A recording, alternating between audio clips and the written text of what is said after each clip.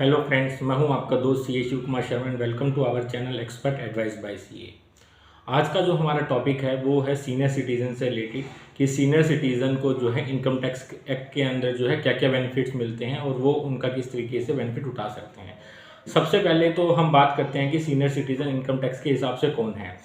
जो income tax है उसके अंदर बताया गया है कि जिस भी पर्सन की age during the year 60 years को क्रॉस कर जाती है वो सीनियर सिटीजन जो है कंसिडर किए जाएंगे। तो सबसे पहला बेनिफिट जो सीनियर सिटीजन को मिलता है वो है एग्जम्पशन लिमिट से रिलेटेड। नॉर्मल इंडिविजुअल के केस में एग्जम्पशन लिमिट जो होती है वो 2.5 लाख रुपए होती है, लेकिन सीनियर सिटीजन के केस में वो लिमिट जो है वो बढ़ के 3 लाख रुपए हो जाती है। यानी कि अगर किसी भी सीनियर सिटीजन की इनकम जो है वो 3 लाख रुपए तक होती है तो उनको किसी भी तरीके की टैक्स पे करने की रिक्वायरमेंट नहीं होती। उसके बाद जो उनको बेनिफिट मिलता है, सेकंड बेनिफिट जो मिलता है वो मिलता है उनको एडवांस टैक्स से रिलेटेड। अगर कोई भी सीनियर सिटीजन अगर बिजनेस या प्रोफेशन में इन्वॉल्व नहीं है तो उनको जो है एडवांस टैक्स पे करने की लायबिलिटी नहीं आती।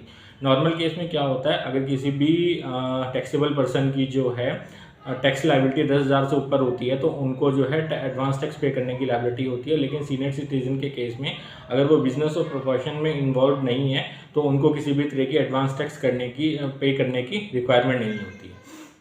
उसके बाद जो उनको नेक्स्ट जो बेनिफिट मिलता है वो सेक्शन 80 टीटीबी के अंदर मिलता है।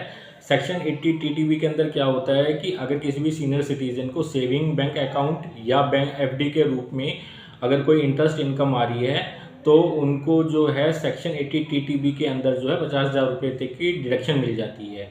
मान के चलिए अगर किसी भी सीनियर सिटीजन की इंटरेस्ट इनकम जो है सेविंग अकाउंट प्लस एफडी से जो है वो 75,000 रुपये के अराउंड है तो उनको सेक्शन 80 टीटीबी के अंदर जो है वो 50,000 रुपये की डिडक्शन मिल जाएगी और उनको जो है 25,000 रुपीज़ के ऊपर जो है वो टैक्स पे करना पड़ेगा।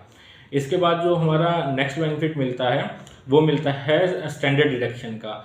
अगर कोई पेंशनर है तो उनको जो है उस पेंशन के ऊपर जो 50,000 रुपीज़ की जो सैलरी के अंदर हमारी डिडक्शन होती है वो अलाउड होगी।